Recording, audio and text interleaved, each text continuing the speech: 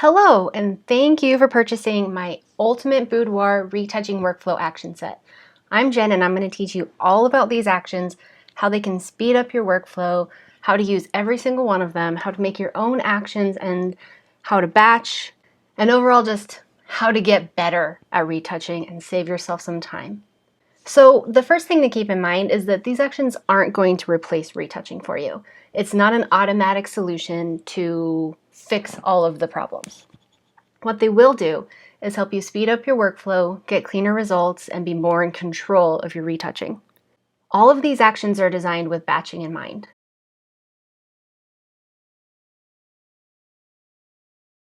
I batch everything that I do. The way that batching works is it applies any action that you tell it to all of the open files or files in a folder, whichever you choose. So that means instead of going through these 9 images one at a time and applying one or a series of actions, I can apply it to everything all at once. Here's how you run a batch. We'll do File, Automate, Batch. Here in the Play area, you can choose which action set you're going to choose from, and then the actions within there. So let's say we want to add grain to all of these images. The source, we can either do open files or we can choose a folder on the computer. And then for destination, none will keep them open, save and close will save and close, and folder will save them to a new location that you can choose. We're going to choose none. So click OK, and it's going to apply the grain action to every open image, just like that. So now as we click through, you can see the grain has been applied to everything. And I can go through and make my adjustments, or I can run another batch. Even liquefying is set up to batch, which is really great because you can run the liquefy batch action and the liquefy window will pop up. You can do your liquefy, hit enter, and move along to the next image. It ends up saving a ton of time because you're doing everything all at once. I recommend working on about 10 images at a time if you're going to be doing it this way, or you can run it on full folders full of images. If you don't have your actions loaded already, it's easy to do. Just double click the action file that you've downloaded. It should load automatically into Photoshop.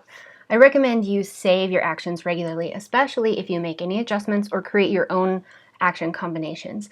That way, if something happens on your computer, you always have a backup to go to. To do that, click on the action folder, click on the menu, go down to Save Actions, and choose where you want to save it.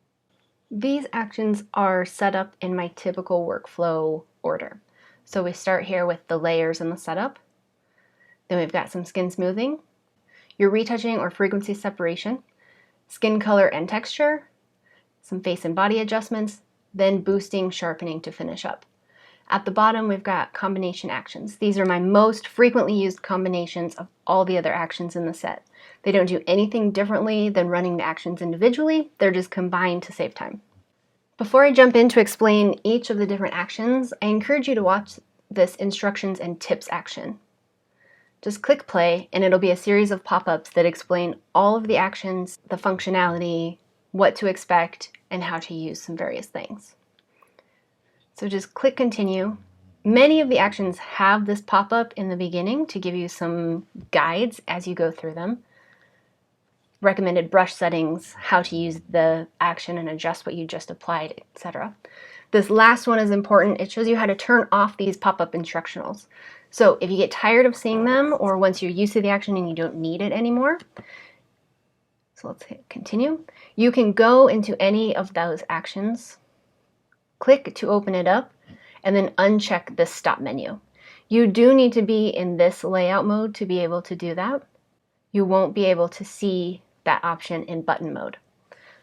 Button mode is great for visually laying out your actions. As you can see, some of these have colors assigned to them. You can assign colors to any of them, which makes it just a little bit more visually appealing and easy to find the stuff that you're looking for. When you're running an action in button mode, all you'll need to do is click and it runs it. Whereas in regular mode, you have to click it and hit play in order to run it. There's not a right or wrong way for how you view them. It's all personal preference. I'm going to leave it in this regular mode for easy viewing. You do whatever works for you. And that's it. I'm going to dive into each of the various actions, and I hope you find them really useful.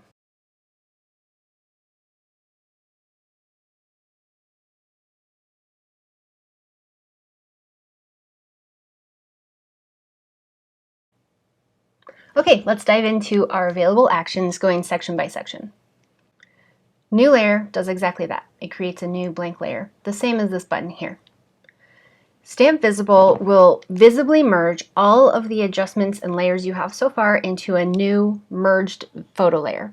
It'll be like the background layer, but will include all of the adjustments you've made up to that point. For example, if we have a bunch of layers created and we've done some work on them, now we can go work on other layers and still access that adjustment layer that we made here. Or if we need to work on a new merged layer, we'll use our Stamp Visible, and that's going to make us a new editing layer, but we'll keep all of the layers and adjustments underneath it intact. So if we need to go back and change that, just deleting it alone isn't going to do it because it's merged into this layer. So if we need to go back, we need to get rid of our Stamp Visible layer. But if you're confident in all of your adjustments to that point, Stamping Visible is a good way to start fresh on a photo merged layer and move forward. Stamp Visible does the exact same thing, but it jumps all the way to the top before it does it. Flatten flattens your image. The black and white conversion applies a standard black and white conversion. Grain adds grain to the entire image. It's a subtle bit of grain and can be adjusted up or down if you need to. You can also add a mask here to mask it on and off.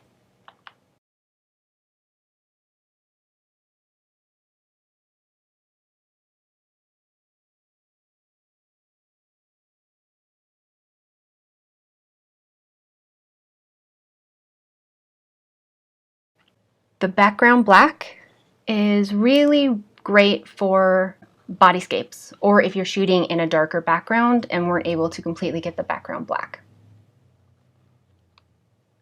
So we're going to use a regular white brush with a high flow and soft edges. This top layer is a visualizer just to help you see the color. And then we're just going to paint it on everywhere we want to darken up.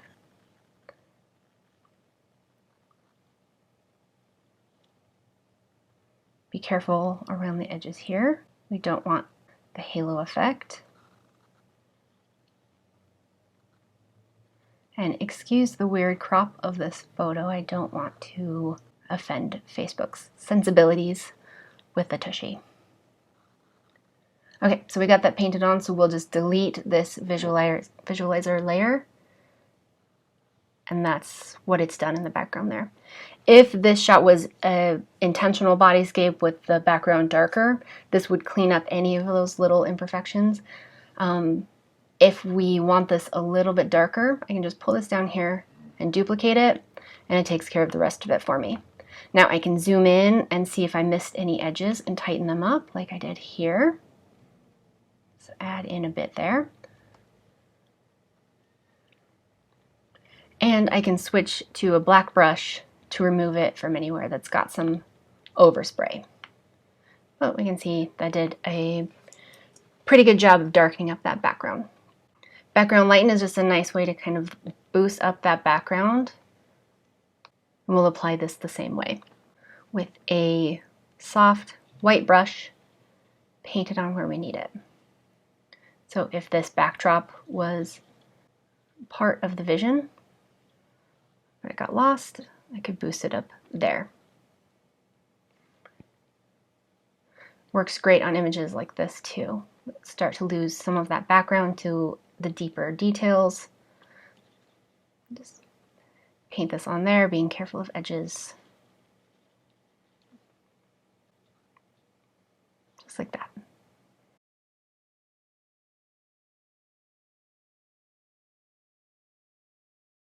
Okay, skin smoothing. So skin smoothing is an important part of my workflow process and a lot of your workflow processes. The thing with skin smoothing is it can look really gross and it can be overdone. If it's underdone, it's kind of pointless, and if it's overdone, they look plasticky and you look like you don't know what you're doing. So the goal here is to create a really natural, subtle skin smoothing that's going to lay a foundation for nice retouching to make things a little bit easier and blend out all those little texture and splotch issues. I've created various levels of skin smoothing that can be used on their own, or you can use them with Portraiture 3 if you already have that. I don't recommend layering up the skin smoothing. You find the strength that you're comfortable with and adjust from there. The skin smoothing gentle, medium, and strong here, and the skin smoothing gentle, medium, and strong inverted mask, they're the same.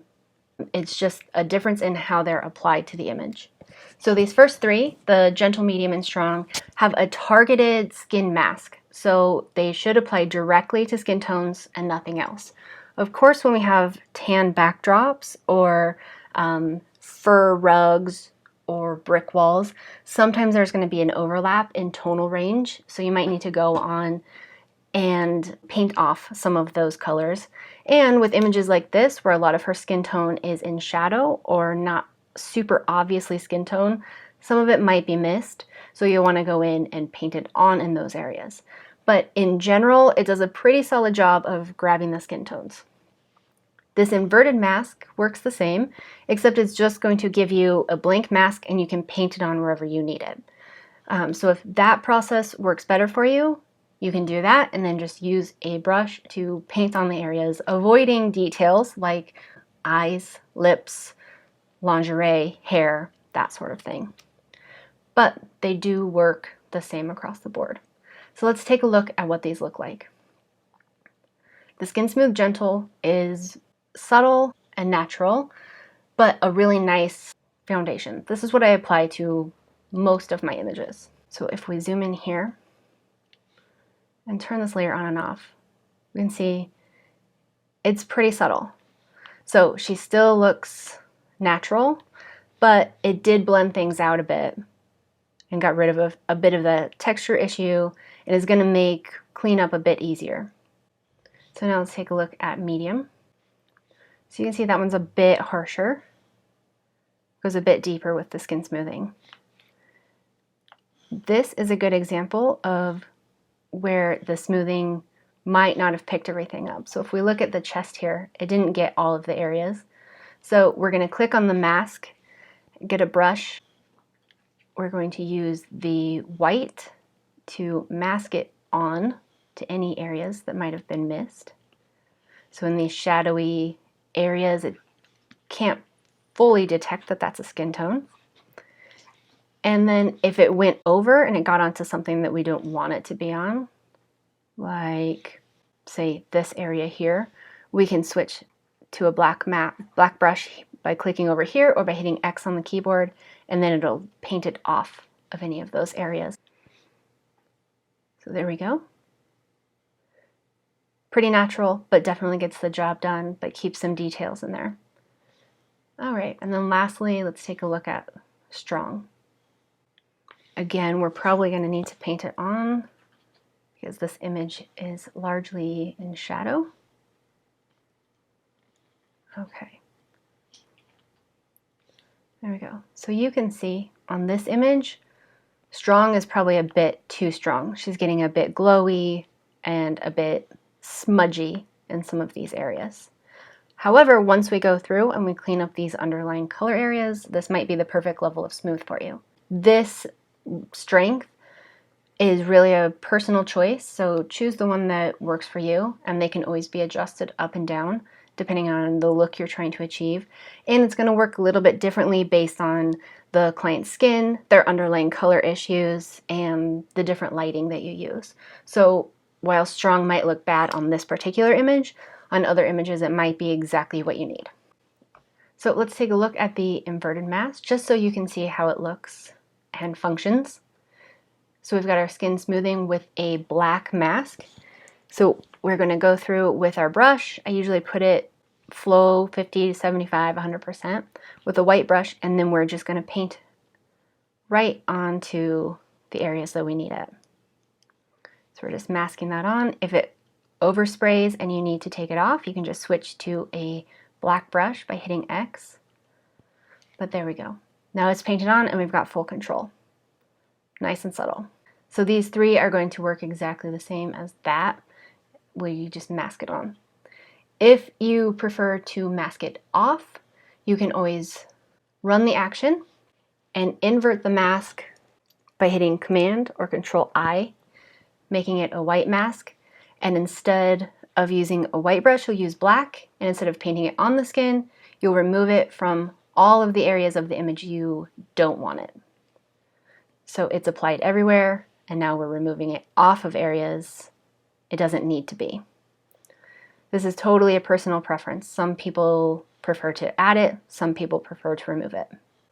If you are already using Portraiture 3, these actions are custom portraiture settings, and they're great because they use the strength and ability and power of portraiture, but they're dialed back and they're much better for the everyday boudoir retoucher. So again, they're with a targeted mask, skin mask here, so you can paint it on to areas that it missed or off with our white and black brush. So let's zoom in and see how that looks. Nice and subtle and smooth, works great on the skin tones. If you are working on black and white images, the inverted mask is what you will want to use. All right, so that's the gentle. Let's take a look at the medium. Just a bit stronger. And the strong is comparable to the skin smooth strong from before. So there you have it. Those are skin smoothing options.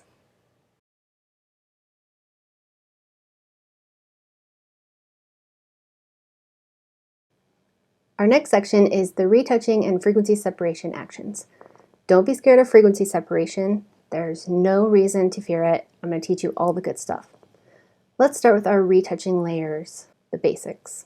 So what this is going to add for you is 3 empty layers and a reduced red layer. This is a really good place to start on most of your images. Some might need extra work in frequency separation, some you might do all frequency separation, and some might just be fine with these retouching basics. So each of these is a blank layer. The first is heal, which is what I'm going to do my skin work on, which is going to clean up anything around the image that doesn't need to be there. And then lastly, we have under eyes. The healing layer, you can use whichever tool you prefer. I'm going to use the healing brush, and we need to make sure it's set to the sample current and below, and it's on the use legacy. If you have it set to current, it won't pick up anything because it's a blank layer. So now we're just going to go through.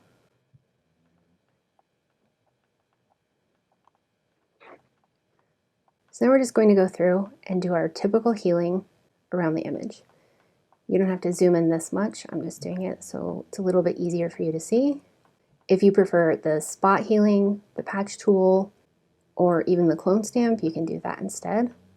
My preference is the regular healing brush.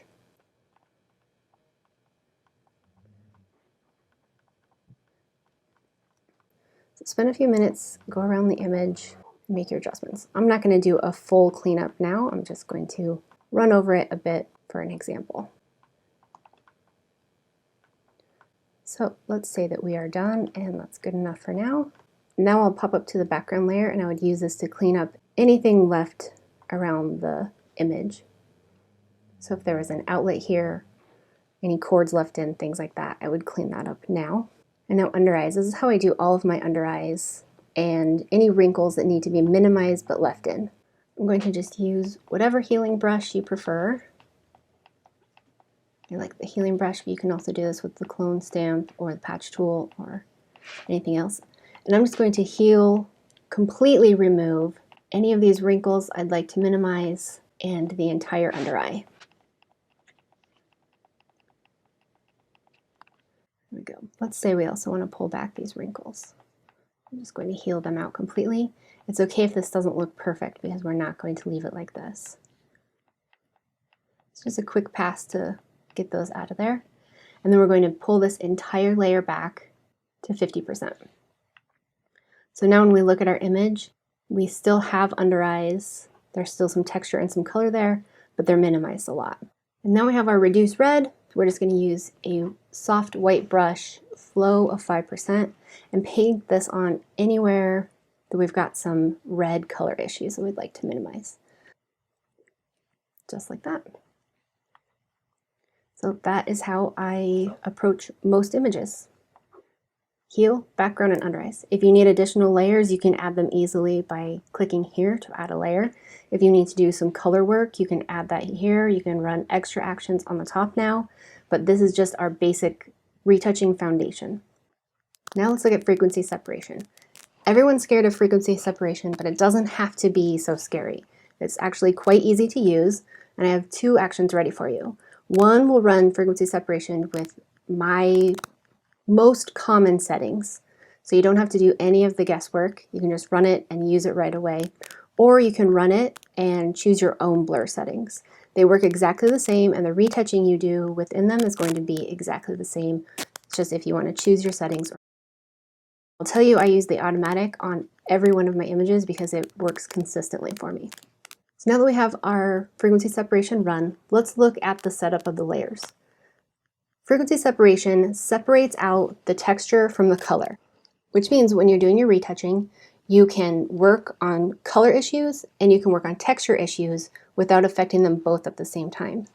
For example, when we zoom in here, some of the issues we're seeing here, like this forehead, is texture, whereas some of these spots here are going to be more in the color range. So I can clean up just the color portion of that area, but leave all the texture behind. This middle section here is just a blank layer, and I use it to do some light airbrushing or blending. I have it set to about 80% because it helps me not overcook the images. You can add more adjustment layers in between them, and that helps to not affect the texture because you're making these adjustments between the color and the texture layers.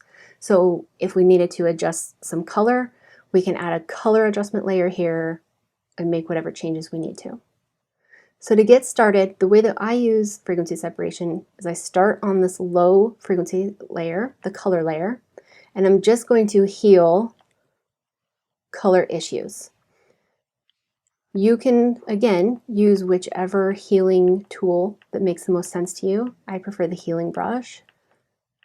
It can be set to current and below or current, doesn't matter. Make sure you have use legacy checked. Then we're just going to come in here and clean up these color issues. Should be really quick and easy. If you want to use the patch tool, you can do that. So I'm just looking for colors now. This is really great for things like bruises and stretch marks. So I can just get the color out, but I'm not worrying about chasing the surrounding texture or things like moving around the grain or the noise in your image. So on the face, I can just do a quick pass and it's going to kind of blend out those color spots, even in this trickier area where you noticed we had a bit of trouble when we were just doing a blank layer because it was moving both the color and the texture. Okay, so now you can see that we've worked on the color layer here, but all of this texture still remains because we haven't done any texture work. So let's go ahead and pop up here to the texture layer. You can use whatever healing tool you want. I prefer the clone tool for the texture. Whichever tool you choose, make sure it's set to current layer. That's the most important. If it's set to current and below, this is the kind of result that you're going to get. So make sure it's set to current layer. If you use the clone stamp, do a high opacity and a pretty high flow and keep your brush pretty hard. So we're just going to come in here and now we're focusing on texture issues. So these little bumps that we see can pop out. These lines go away really easily. This technique works really great if you have tricky lighting or images that have some challenges like a lot of stretch marks, a lot of cellulite, a lot of issues inside of like shadow areas, color tone issues. So if the client has a big variety of color tones and you have a hard time blending them out, or they just have a highly textured skin with a lot of pores or a lot of little bumps, this is the easiest way to work on those and get them out. So just like that, we went through the face, blended it out, cleaned it up. It's not a hard process. It's not a long process. It's just an extra tool to make it easier to approach images that might otherwise have some challenges. So now if we would be done healing and cloning, we can go in here to this middle layer. To do some airbrushing, we can just choose a regular brush with a high opacity and a really low flow. I'm going to pull this back down to 3.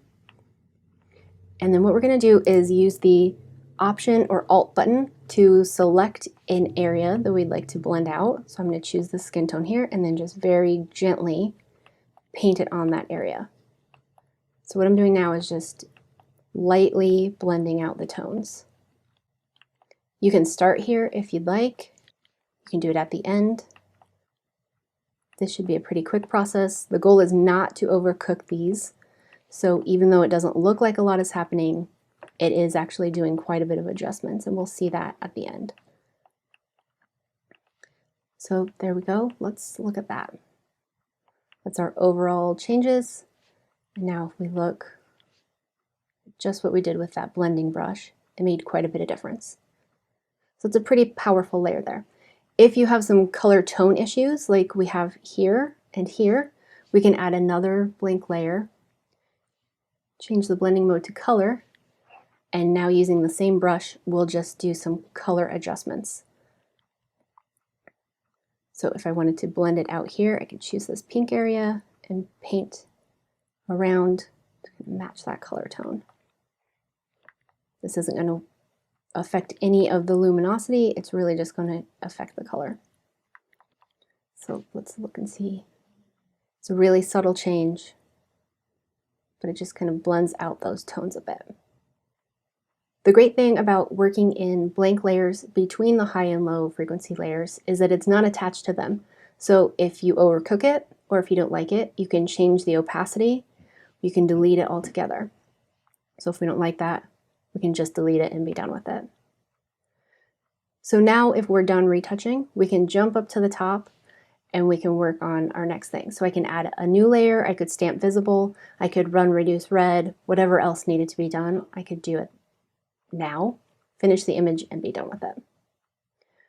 Let's look at how the frequency separation manual action works. So when you run this, a pop-up is going to come up to let you apply your own blur. You can use this preview here.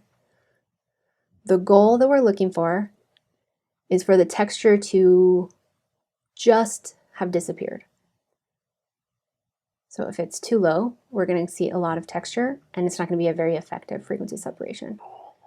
Same with if it's too high, you're going to get a lot of blurring and a lot of icky results. So we want to keep it just to where the texture has just disappeared. For Boudoir, I find that those settings are usually somewhere between 6 and 12 pixels, but you can play with that and see what works best for you. Hit OK and it'll finish setting up the frequency separation action, and then you'll approach it exactly the same way as I just showed you. And that's it for frequency separation. It's not scary and it's not hard. One thing to note with frequency separation is the high and low texture layers are linked. So if you make an adjustment to the opacity of one, it's going to be very obvious.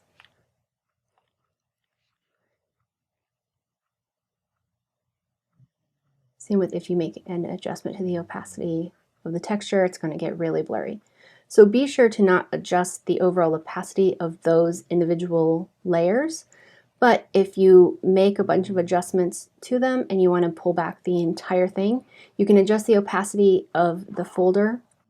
You can also add a mask and remove it off of areas that you no longer want it to be on. Frequency separation also works really great for removing distracting background artifacts. So again, like an outlet or a cord got left in, something that might otherwise be tricky to get out because of the surrounding color and texture, you can attack it from both angles with the frequency separation.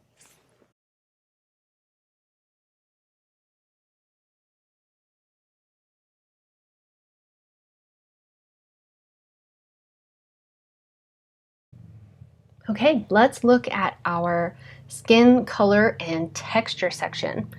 This is a really important section, and it's what is going to make your retouching a little bit easier and get you some nice clean results. First up, we have digital skin texture. So if you have finished retouching an image, like I have here, and say the image got overdone and it lost some of the skin texture, or the client didn't have great skin texture to begin with, or the image is just a bit soft and could benefit from some added skin texture, you can run this digital skin texture. We're going to do a brush, soft white brush of 5% flow, 100% opacity, and then we're just going to mask on some skin texture in the areas that are lacking. This is a very subtle application of skin texture because I don't want the skin to be looking like, you know, a puddle of grain. We don't want it to look fake. We want to just add a little bit of that texture back in there. So if I zoom in close, you can see here where some texture was added in. Obviously, up close like this, it looks a bit gross, but when we zoom out, it's going to give just that little extra bit of life and realness to the image. It shouldn't be super heavy. What I just did there is probably heavier than it needs to be, but it just gives a little bit of that extra oomph, and it looks really great in print to have a little bit of that extra texture built in there. Okay, so reducing red is an issue for pretty much all of us. Let's look at this image here. If the studio is too hot or too cold, we might get red hands, yellow spots, blue hands and feet. Reduce red, this is the version that I use 95% of the time. This particular image has a really red hand, so we might need to bump up the level that we do there. So we're just going to use a soft white brush set to 5% flow, 100% opacity, and then just gently paint on the red areas. And it's going to neutralize that down a little bit. Let's see. So a little bit all over. It's a subtle change, but if we zoom in and look, that's going to make a difference in our overall image. If this reduced red isn't quite enough for you, but you don't want to go up to the next layer because that layer isn't the right choice either, the simple solution is just run it again and apply it again. So when I apply it a second time here to some of these spots, it takes it down just to where I need it. So there we go. Okay, so I don't love how that hand looks. So let's start over with this reduce red aggressive and see if that helps this hand a little bit better. Yes, so that's doing a better job of targeting that more intense shade of red that she was rocking there. We can use it on our other spots and see if that is working well. There we go. If you do too much, you can always pull it back by adjusting the layer or switching to a black brush and painting it off. But so if we look at that hand, that's a pretty subtle but pretty big difference overall. Okay, so while we're looking at this, we can see that we've got this yellow spotting here. So we'll run our reduce yellow, same thing, paint it on that yellow spot there. It's a bit yellow here. There you go. Just going to neutralize those colors and give it a more consistent natural skin tone. Yes, that looks much more consistent with the rest of the image.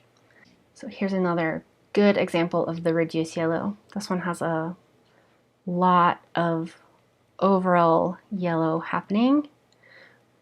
So if you don't want to adjust the white balance because it'll mess with the whole image, we can use this reduce yellow to just spot correct where we need it.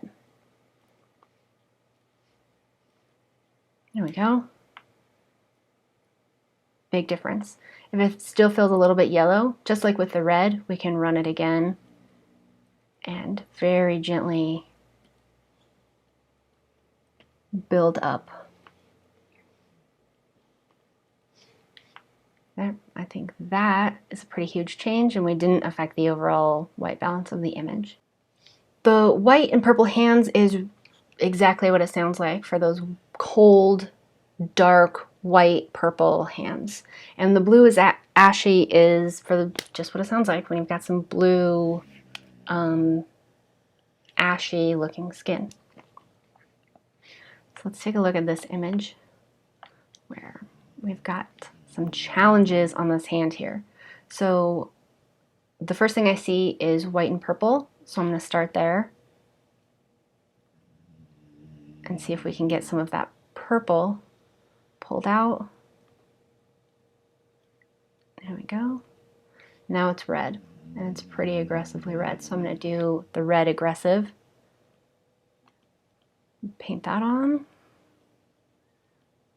There we go. It's already looking more natural. Let's run the regular reduce red once just to pull out a little bit more of those red tones. There we go.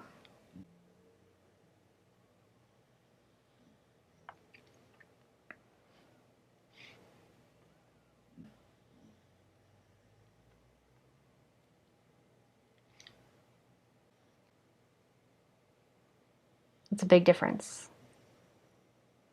Now it's as simple as either using the carve and etch or some dodge and burn, or even our background lightning and then coming up here and just spotlighting those fingertips. But with between the white hands and the reduced red, we took it from these blue fingers to a more natural, alive looking color. Okay, lastly we have our tan line blender, which I know is really important to people, especially in the summer. So the important thing to note with the tan line blender is it works best if you've already done your underlying retouching. So on this image, if we don't clean up these things here, we're going to run into some trouble with the tanning because it's going to darken that entire area, and those are going to really stand out and give us a bit of trouble. So spend a few minutes and go through and do your base retouching first, and then we'll tan line blend at the very end.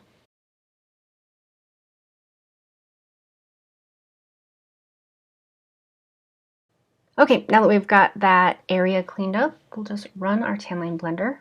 We're going to use a soft white brush at 3 to 5%, and we're going to very gently and slowly mask it into the area that needs to be darkened up.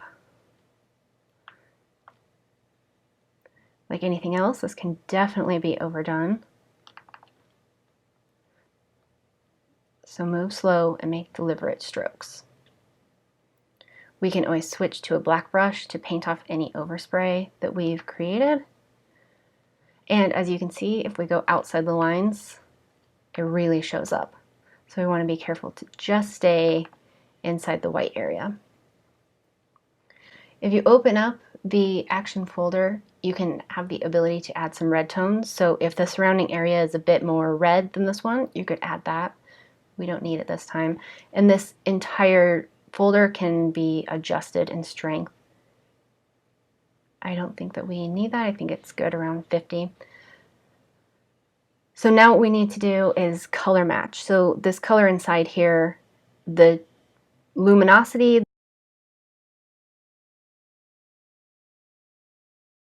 the darkness of it looks pretty close, but we want to make sure that the inside color matches the outside color. So I'm just going to use my same brush, and using the Option or Alt, I'm going to click and select a close by color tone and just really gently paint that over the tan line area. So that's looking pretty good. So here's what we've gotten so far, but obviously it's not perfect. So if you're still seeing lines around it like we're seeing here, the best thing to do is add a new layer. Get your healing or your cloning brush, and then just make sure you're at current and below, and just heal up around that tan line to finish blending it out so we don't have any of that harsh lines there. There we go. Perfect. Obviously always use a bit more finesse and tweaking, but for a super quick tan line cleanup that could otherwise end up taking a good bit of time, this looks pretty good. It looks pretty natural, and it's not flattened out and muddy and funky.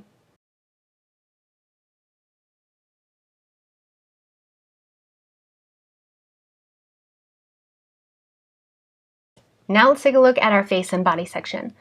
Liquify is a really personal choice. Some people do it a lot, some people do it a little, some people do it none. It's totally up to you. You can use the liquify action image by image if you'd like. It works exactly the same as if you go up to filter and liquify.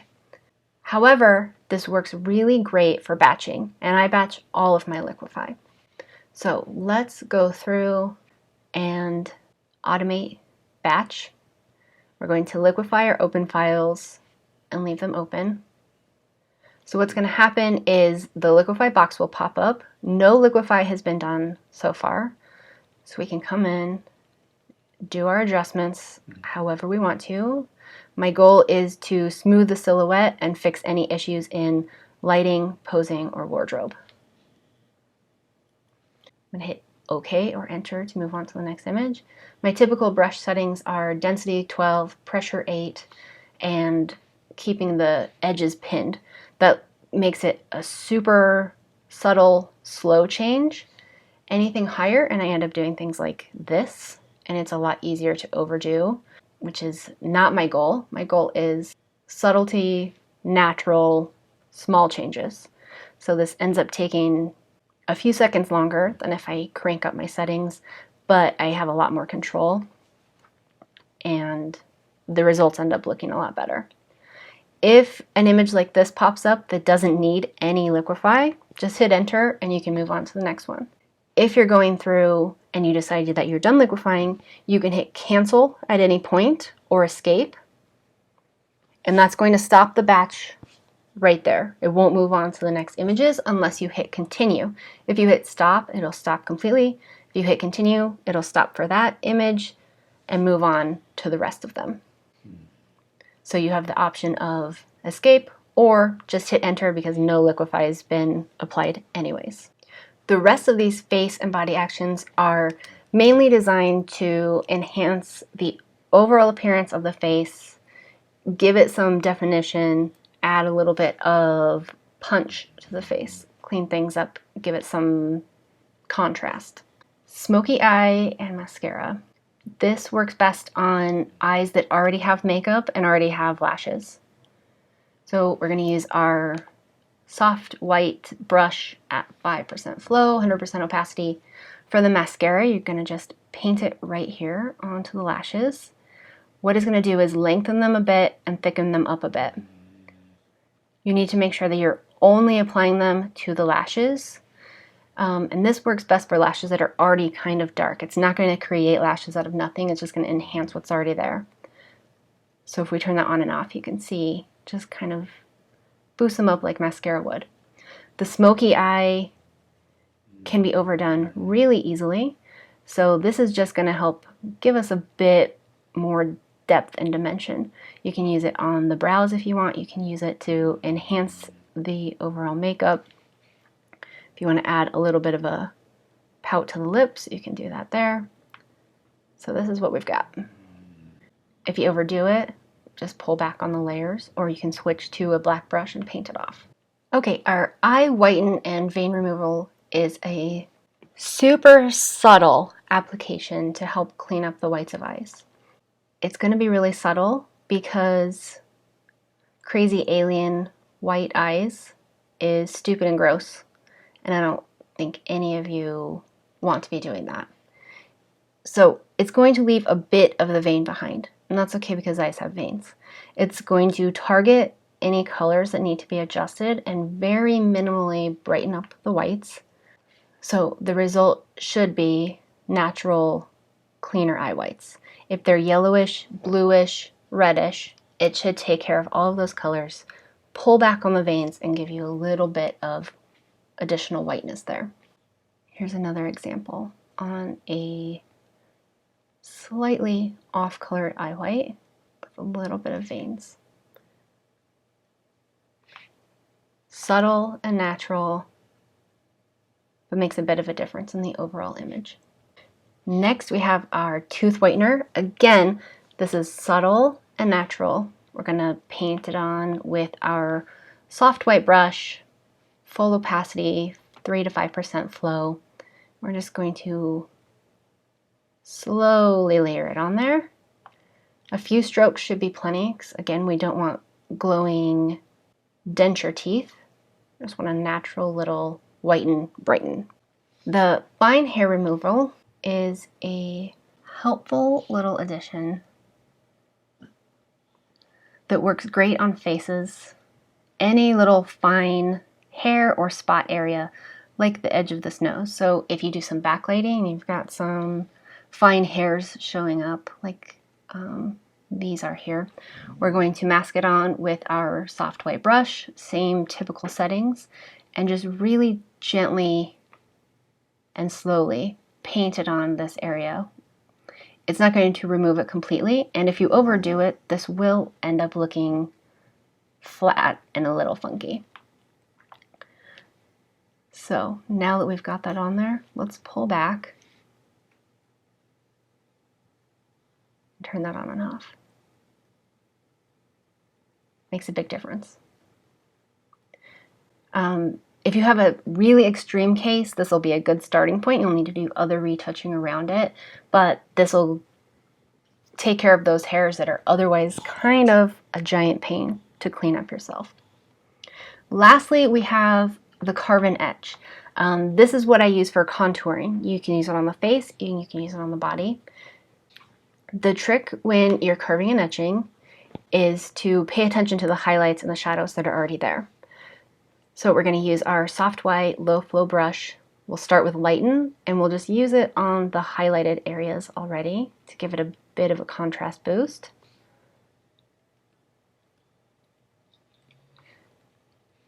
There we go. And then we'll use the darken the same way, watching for naturally occurring shadows. So you can use this to give you some contrast, but it's also a great way to slim up or give the illusion of slimming because of the way that it contours and highlights the body.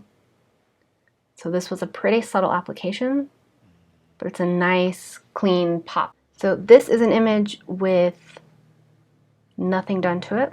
Let's use it this time as more of a blending and a body shaping tool. So we're going to really follow the highlights that are already there. So white is going to make things look a bit bigger or more important, and the black is going to help shade and minimize, pull things in.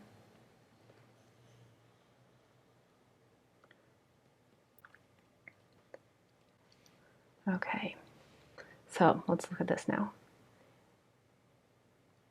That's a pretty big difference to an image that has not a thing done to it. So if you want to use this as an early step to help make your retouching a bit easier, you can do that. I use it at the end to help carve out the image and give it some highlight and some definition. Either way, it's a really helpful tool to give your image a nice boost and oftentimes reshape the body without actually liquefying and reshaping.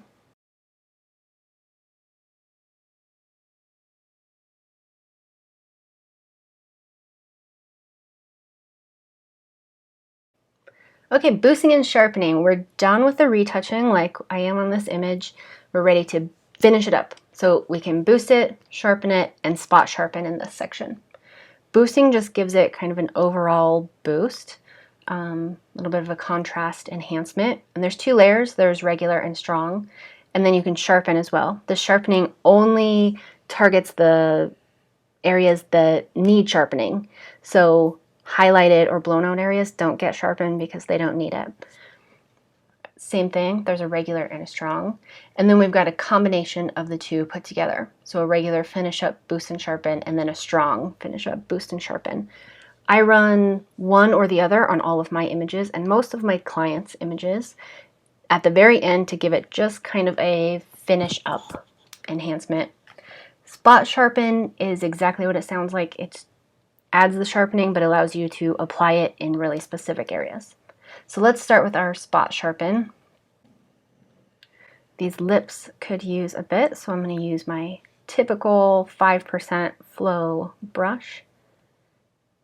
Like everything else, this is designed to be subtle and layered up. You can use it here on the eyes. There we go. It's a subtle difference, but with the overall image, it's going to add a nice little pop there. This is great for jewelry, details like eyes and lips. Any time you maybe missed some focus and you need to bring it back, you can paint a little bit more on there. So we might add a bit more to this back eye to see if that helps. And there you can see it adds quite a bit of difference there. So now for the boost. I'll show you the strong versions so it's easier for you to see what I'm doing.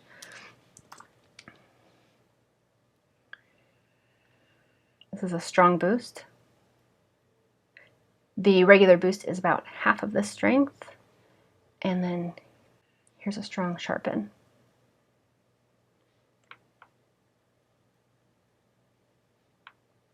And together. You can adjust these layers up and down as needed if you want a bit more boost or a bit more sharpen with them. And if you want to run them together, you can run them as a batch. Here, you can stack them up and layer them however you want to. So if you run a combination, I'll run the lighter one this time so you can see that. It just adds the two on top of each other so you can make adjustments. However, if you decide to run this as a batch, you'll probably want to add the flattening layer at the end so you don't have to worry about any of that. So it is built in. If you open up the action, come down here to the bottom, go to Flatten Image, and turn the checkbox on. So an example is, I've reset the image. We'll run that with the flattening. There we go. So you can see it added it and flattened it.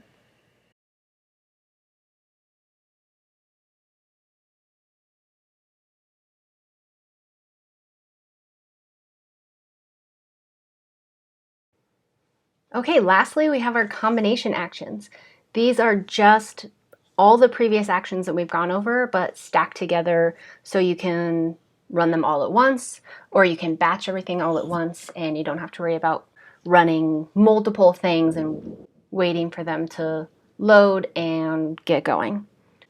The titles are pretty self-explanatory. So we've got gentle smoothing plus the retouching layers plus skin work. So let's take a look at what that means. So it did a targeted gentle smoothing. We've got our retouching basic layers, heel, background, and under eyes like before. Reduce red and yellow to adjust those skin tones. We can carve and etch for our contouring, add some digital skin texture, and spot sharpen. So if you're doing 10 images at a time and you want to run a batch and just run this one, it's going to set all of the images up for you and make it ready to go. So once the batch is run, you can go in, retouch each image quickly, flatten, save, and close, and you're done. Medium and strong are exactly the same with varying smoothing strengths. Liquify, gentle smooth, retouch layers, and skin work is exactly the same as the previous one, but also includes a liquify step at the beginning. So it'll pop up the liquify box, then run the rest of the action layers after that. Frequency separation and skin work. It is the frequency separation automatic and the skin work layers. So the color adjustments, the skin texture, contouring. If you decide that you want to make that into a manual action, go here to median and click on this square box here. So then when it runs the action, it'll pop it up and you can set your own amount of blur. The next is the exact same thing, liquify added at the beginning. And this one's also the same. If you decide you want to make it into a manual frequency separation, just go in and add this text box next to median. Then we have liquefy plus retouch layer basics, which is liquefying plus the healing background under eyes. Liquefy plus carve and etch is liquefy plus the contouring. Liquefy plus finish up gentle would be liquefying plus the gentle boost and the gentle sharpen. Liquefy plus finish up strong is the same but with strong settings. And then we've got black and white plus the finish up actions. So these are really great to use when you're batching. That's when these really shine. If you just want them one at a time, that's also totally fine. But the most efficient way to maximize your use of these combination actions is to run them as a batch in the beginning. If you want to make your own combination actions, it's really easy to do. So for example, let's go here and do a new action. And let's name it Fancy Face.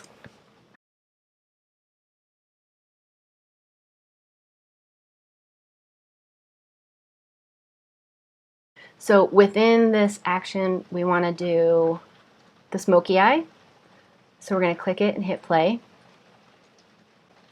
We also want to do the eye whiten, the tooth whiten, and let's add in the contouring. Hit stop.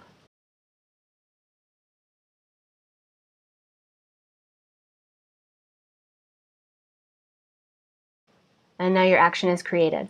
So as long as these actions that you just played remain in the same set, you can do it this way all you want. Create your own combination actions by playing other actions within it. So let's run our Fancy Face now and make sure it works.